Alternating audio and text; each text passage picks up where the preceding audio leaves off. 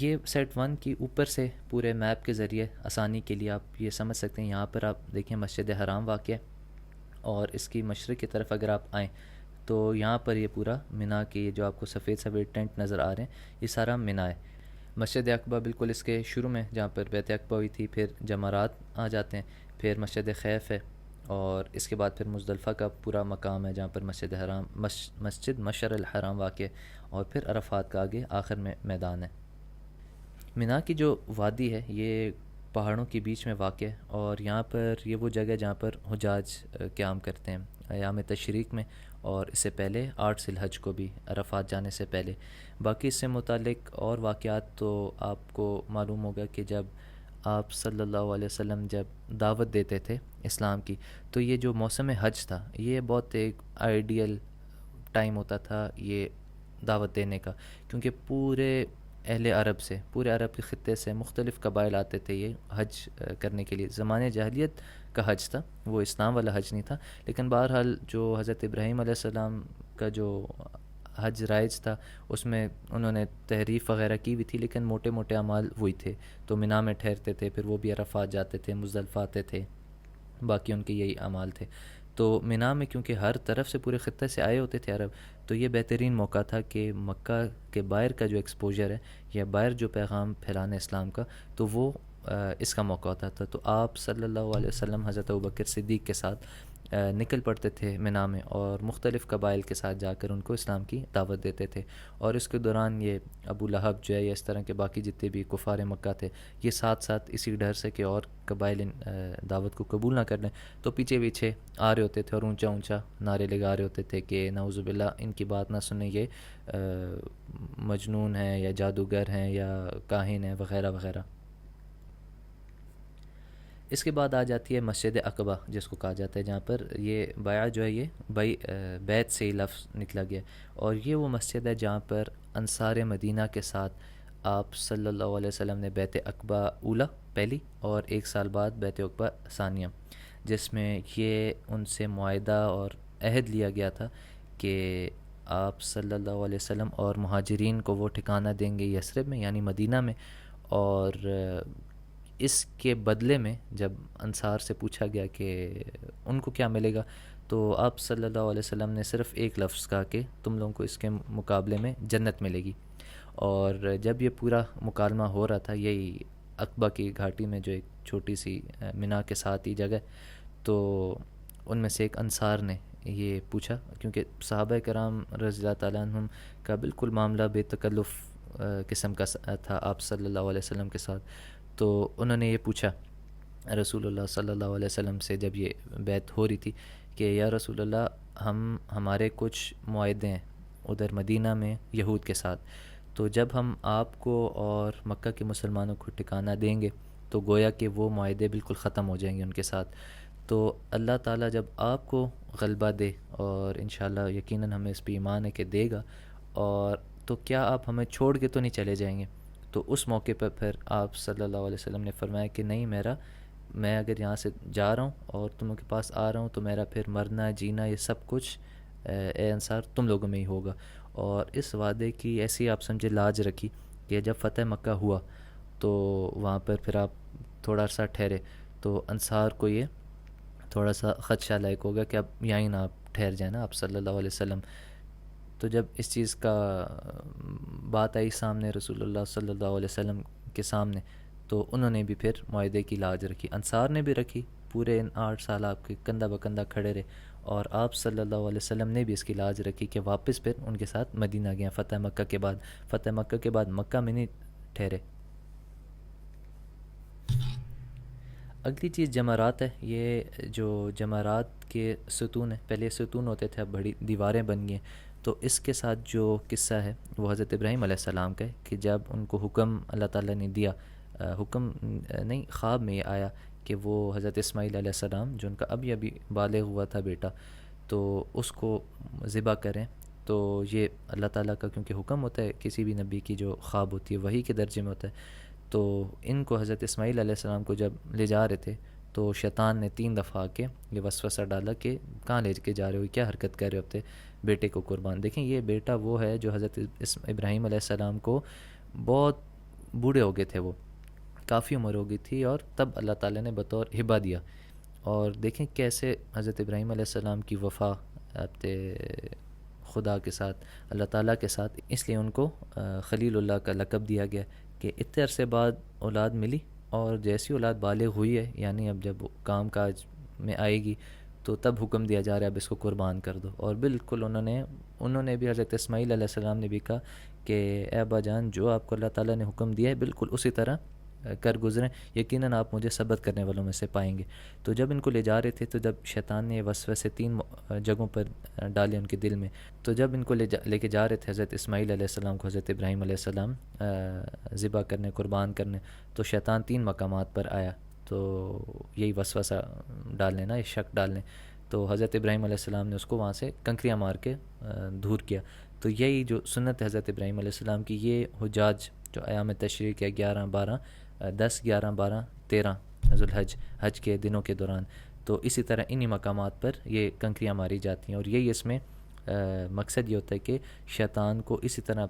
اس کے جتنے بھی وساوس ہیں یا جتنے بھی وہ غلط اعمال کراتا ہے، تو اس طرح اس کو دور کیا جائے شیطان کو کنکریوں کے ذریعے. ایک طرح سے یہ اس کی نقالی ہوتی ہے کہ اصل عملی زندگی میں بھی اس طرح شیطان کو اس طرح دور کرنا ہے. اس کے بعد مسجد الخیف ہے. یہ ایسی مسجد ہے منی میں، بالکل اسی کے قریب ہے جمرات کے، جہاں پر بہت سارے اور انبیاء نے بھی اس جگہ پر نماز پڑھی ہے، اور یہاں پر یہ مسجد ابھی بنائی گئی ہے مسجد الخیف کے نام سے. اس کے بعد پھر مزدلفہ کا پورا مقام ہے. یہ وہ جگہ ہے جہاں پر 10 ذی الحج کی رات گزاری جاتی ہے، یعنی جو عید کی رات ہوتی ہے. تو تمام حجاج بالکل آپ سمجھیں کھلے آسمان کے نیچے، کوئی چھت اوپر نہیں ہوتا، اور بالکل روڈوں پہ، سڑکوں پہ نیچے چٹائی وغیرہ ڈال کے رات گزارتے ہیں مزدلفہ کے میدان میں. اس کے بعد پھر مسجد مشعر الحرام کا ذکر ہے. یہ قرآن میں بھی اس کا سورہ بقرہ میں ذکر ہے کہ یہاں پر بھی نبی کریم صلی اللہ علیہ وسلم نے مزدلفہ کا جو قیام کیا تو اس جگہ کے قریب کیا گیا.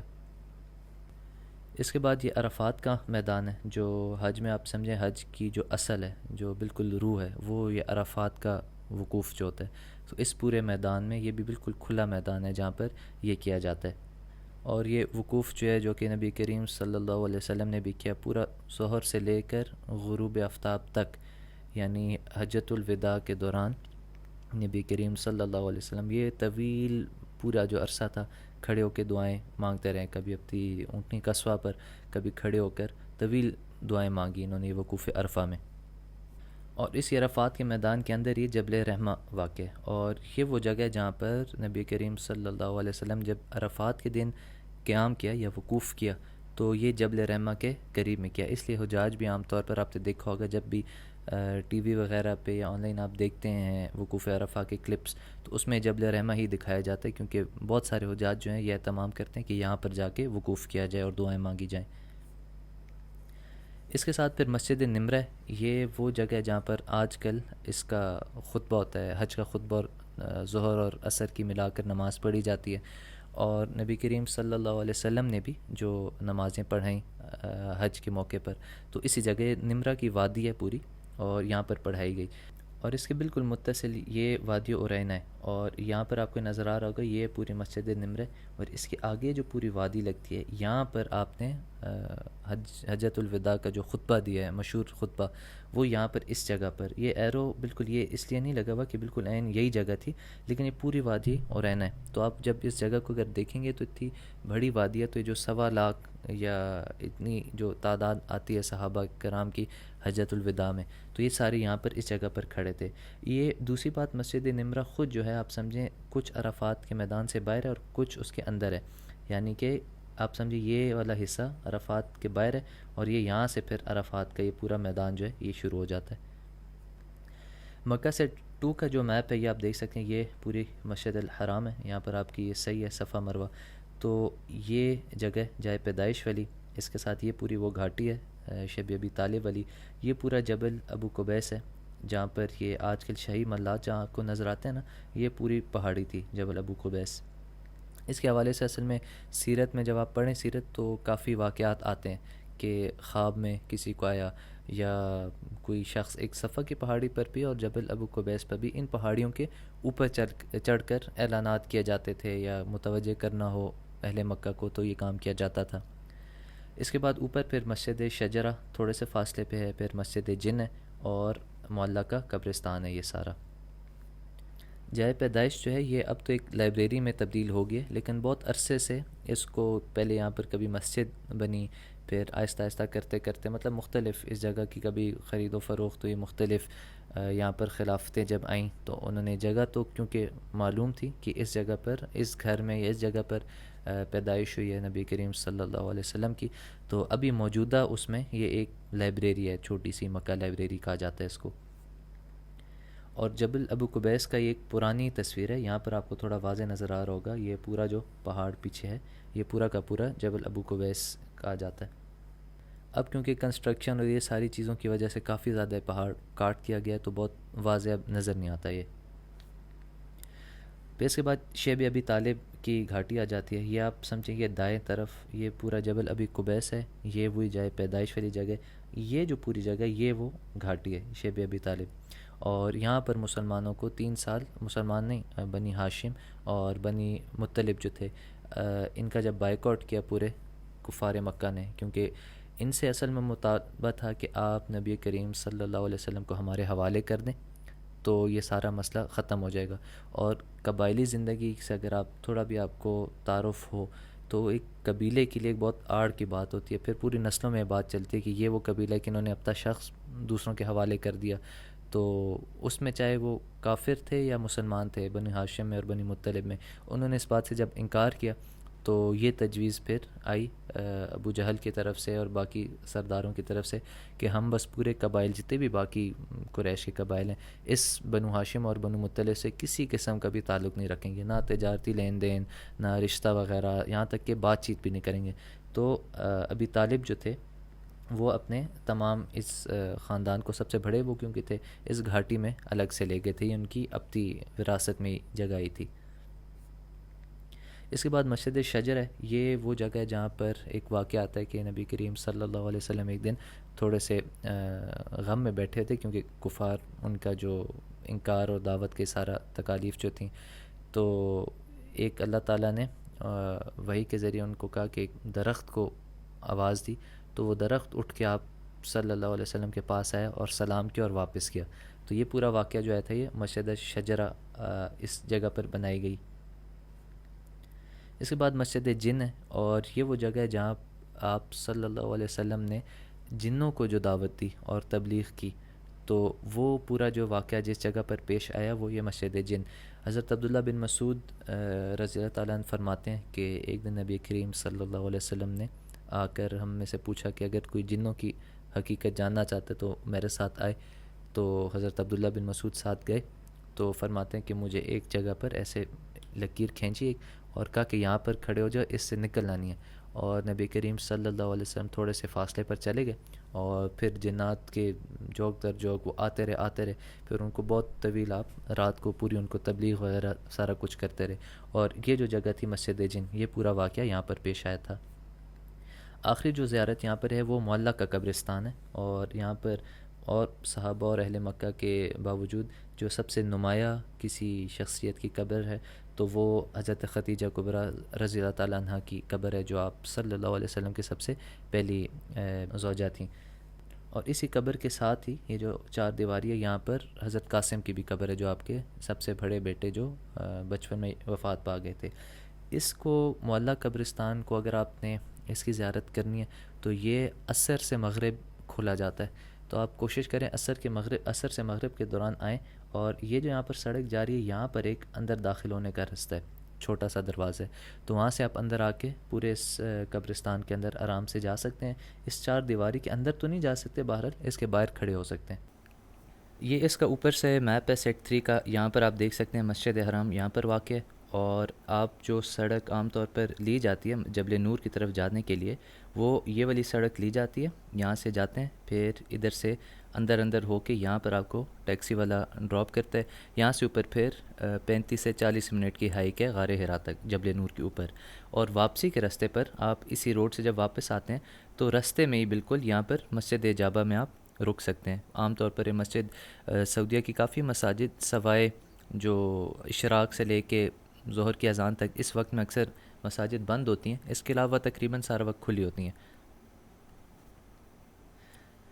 یہ جبل نور کی ایک تصویر ہے نیچے سے، بالکل آپ سمجھیں جو اندر اس محلے کی گلیاں ہیں، ان گلیوں میں چلتے چلتے ہی نیچے سے اگر دیکھا جائے تو یہ جبل نور کا پورا پہاڑ ہے،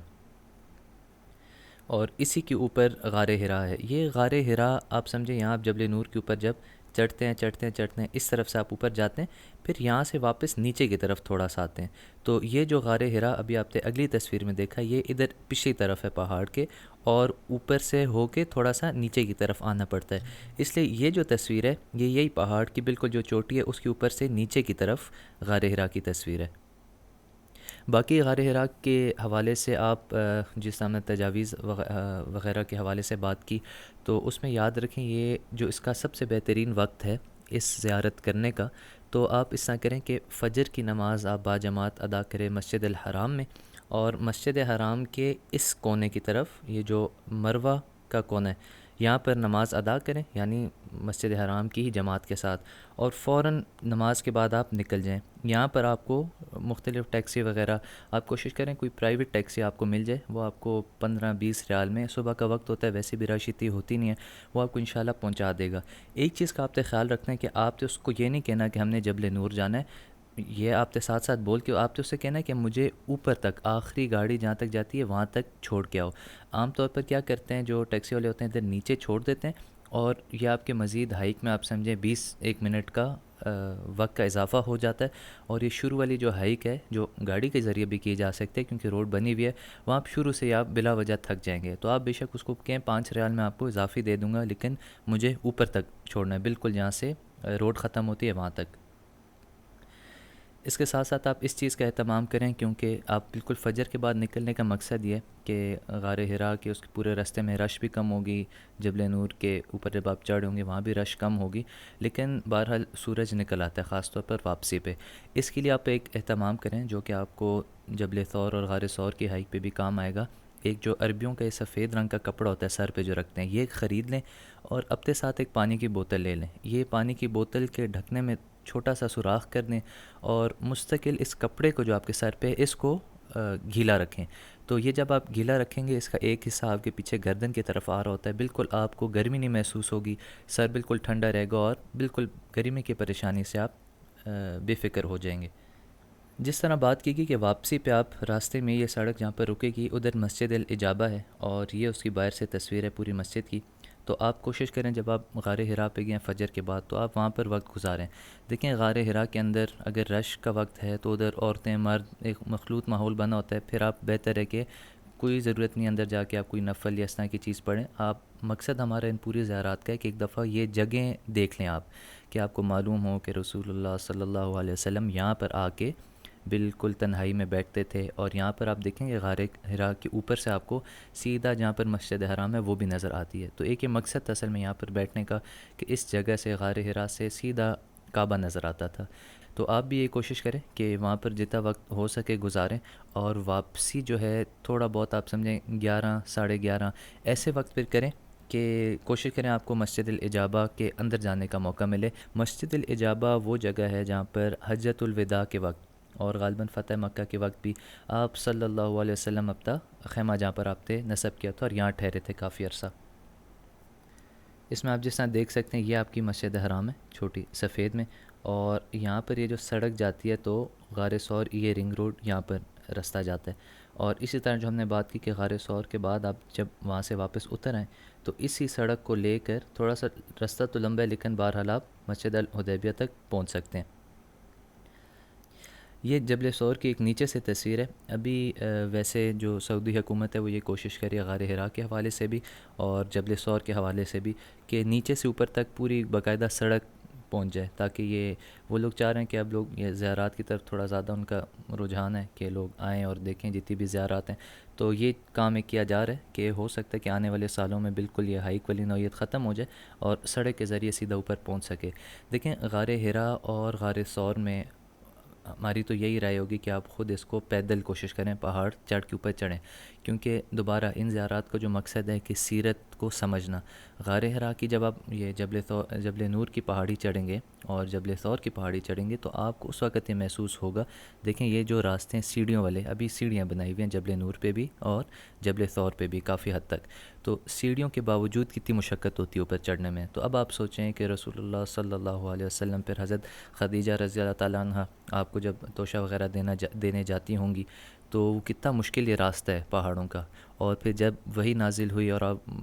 دوڑتے ہوئے واپس آئے رات کے اندھیرے میں تو کتنا ایک مشکل راستہ ہے، کتنی مشقت والا یہ کام ہے غار حرا کا. اور اسی طرح جبل ثور آپ سمجھے غار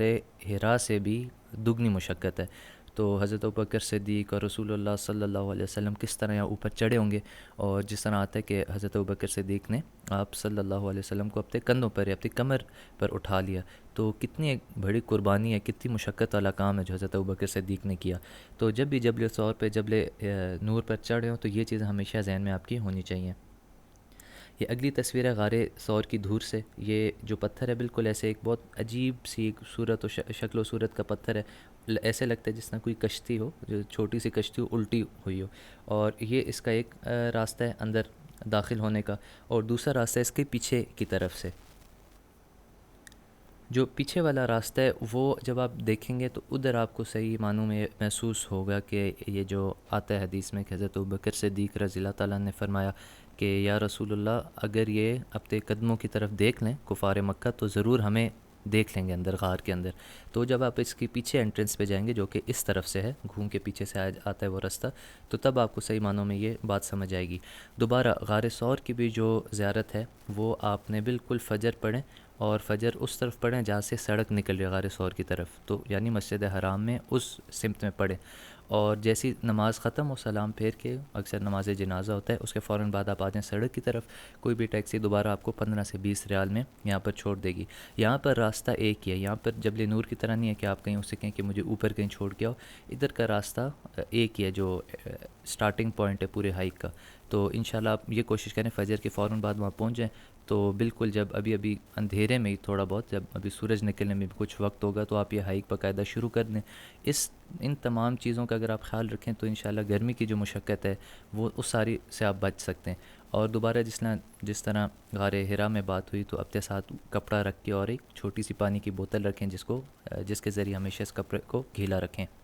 ایک اور چیز آپ یاد رکھیں کہ ان دونوں ہائیکس میں یعنی کہ جبل نور والی اور جبل ثور والی، کہ آپ صبح اٹھیں اور کوئی معمولی سی چیز کھا لیں. کوئی بسکٹ ہو گیا، چائے ہوگی، زیادہ آپ نے ناشتہ نہیں کرنا. اگر آپ نے ناشتہ کیا تو ہائیک کے دوران آپ کی طبیعت خراب ہوگی کافی. اور ہائیک کے دوران بھی پانی زیادہ نہ پئیں، اور اپنے ساتھ کوئی ایسی میٹھی سی چیز رکھیں بس آپ کو جو عارضی طور پر تھوڑی سی انرجی دے دے. اوپر جب آپ پہنچ جائیں ایک دفعہ غار حرا پہ غار ثور پہ، وہاں بے شک تھوڑا بہت کھا لیں کیونکہ اترائی میں اتنی مشقت نہیں ہوتی. اترائی میں بے شک آپ نے کچھ تھوڑا بہت کھایا پیا ہو تو انشاءاللہ آسانی ہوگی اترنے میں. اس کے بعد مسجد حدیبیہ آ جاتی ہے، اور یہ وہ جگہ ہے جہاں پر صلح حدیبیہ ہوئی تھی اور مسلمان اور رسول اللہ صلی اللہ علیہ وسلم ساروں نے قیام کیا تھا اور کفار مکہ سے مذاکرات ہو رہے تھے. یہ بالکل جس طرح شروع میں بات ہوئی کہ عمرے کی تاریخ کے حوالے سے، تو 6 ہجری میں جب مسلمان یہاں پر آئے تھے تو مکہ والوں نے ان کو داخل نہیں ہونے دیا تھا، تو یہاں ہی بیٹھ کے قیام کیا گیا تھا اور ادھر سے واپس مدینہ کی طرف لوٹ آئے تھے. اس کا یہ اوپر سے میپ ہے، یہاں پر آپ دیکھ سکتے ہیں یہ مکہ پورا شہر ہے، اور کوئی 50 سے 60 کلومیٹر کے فاصلے پر یہ طائف بالکل ایسے ایک پہاڑی علاقہ ہے مکہ کے ساتھ. اور بنی سعد بھی اسی طرح مزید 40-50 کلومیٹر دور ہے.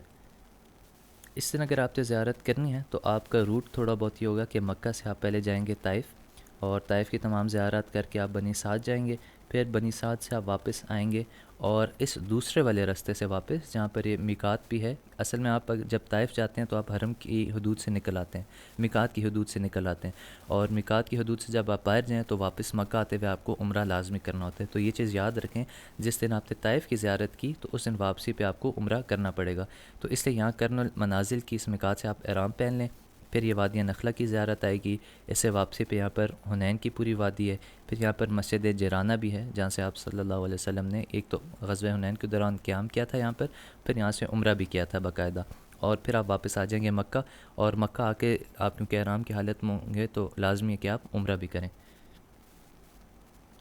یہ پھر طائف کے اندر جو زیارات ہیں، چند یہ 4 مساجد ہیں، ان کی ہم تفصیلات پر ابھی آ جاتے ہیں۔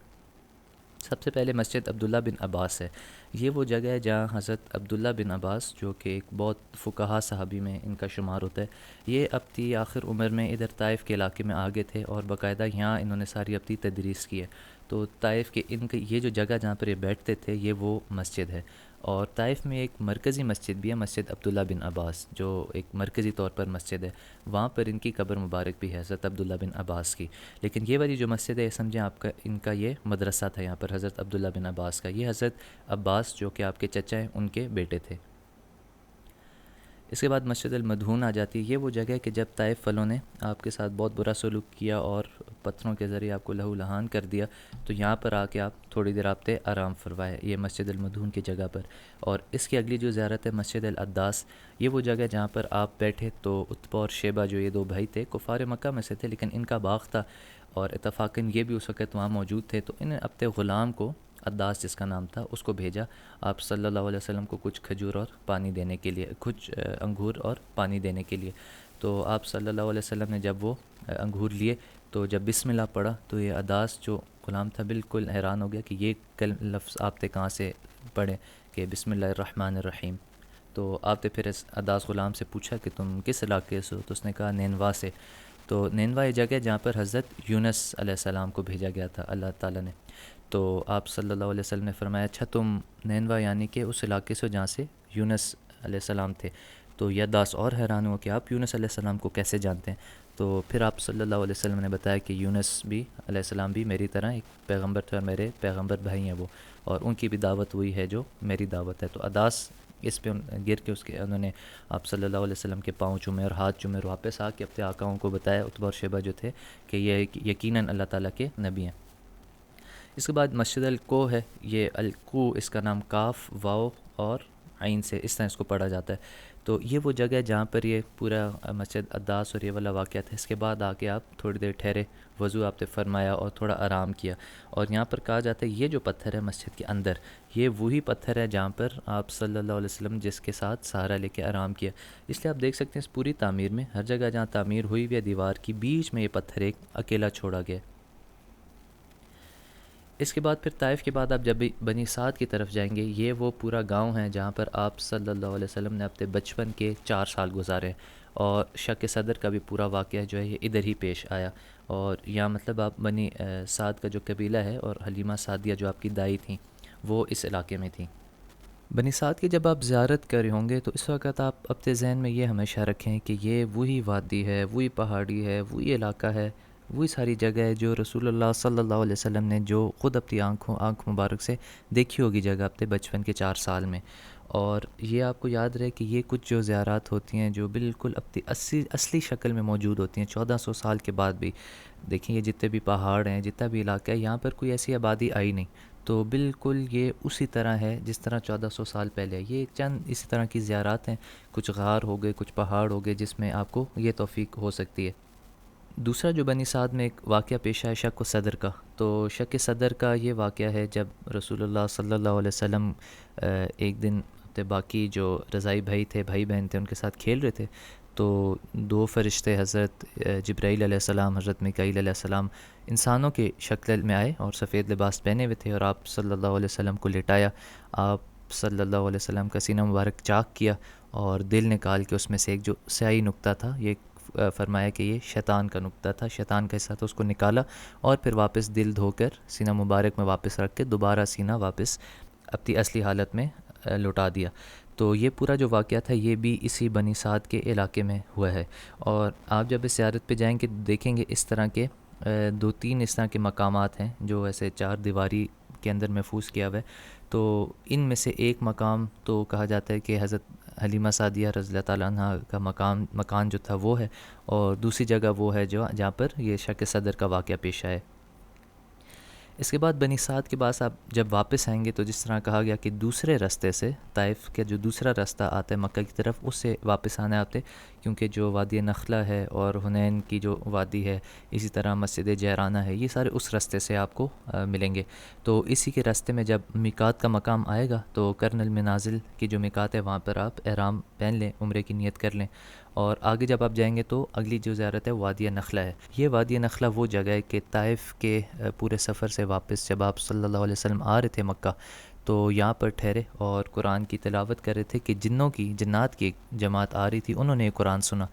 اور وہ فوراً رک گئے اور انتظار کیا جب تک تلاوت ختم ہوئی. پھر واپس اپنی قوم کی طرف لوٹے. سورہ احقاف میں اس کا پورا ذکر آتا ہے. وَإِذْ إِلَيْكَ نَفَرًا مِنَ الْجِنِّ يَسْتَمِعُونَ الْقُرْآنَ. اور پھر واپس جا کے اپنے قوم والوں کو اس چیز کے بارے میں بتایا کہ ہم نے ایک ایسا کلام سنا ہے جو کہ حضرت موسیٰ علیہ السلام پہ جو کتاب نازل ہوئی تھی اس کی تصدیق کرتی ہے. تو یہ وادی نخلہ میں یہ واقعہ پیش آیا تھا. اس کے بعد حنین کی پوری وادی ہے. یہ غزوہ حنین جہاں پر ہوئی ہے، جہاں پر فتح مکہ کے بعد 12,000 مسلمانوں کے ساتھ لشکر لے کر آپ طائف کے جو حوازن کے قبیلے تھے ان پر حملے کا ارادہ کیا. تو اس حنین کی وادی میں ایک بہت ہی سخت جنگ ہوئی جس میں ابتدائی طور پر ابتدائی مراحل میں مسلمانوں کو بظاہر تھوڑا سا شکست کا سامنا کرنا پڑا. پھر اللہ تعالیٰ کی قدرت سے اور اللہ تعالیٰ کی نصرت سے مسلمان ان پر فتح یاب ہوئے. اس کے بعد اگلی جو زیارت ہے مکہ کے اندر مسجد جیرانہ ہے. یہ وہ مقام ہے جس طرح ہم نے کچھ مقامات بتائے تھے کہ مکہ کے اندر اگر آپ ہیں تو حدود حرم سے باہر آپ کو جانا پڑے گا دوبارہ عمرہ کرنے کے لیے. جس طرح مسجد عائشہ ہے، مسجد حدیبیہ ہے، اس طرح یہ مسجد جیرانہ بھی ہے. یہاں سے آپ صلی اللہ علیہ وسلم نے بھی ایک عمرہ فرمایا تھا.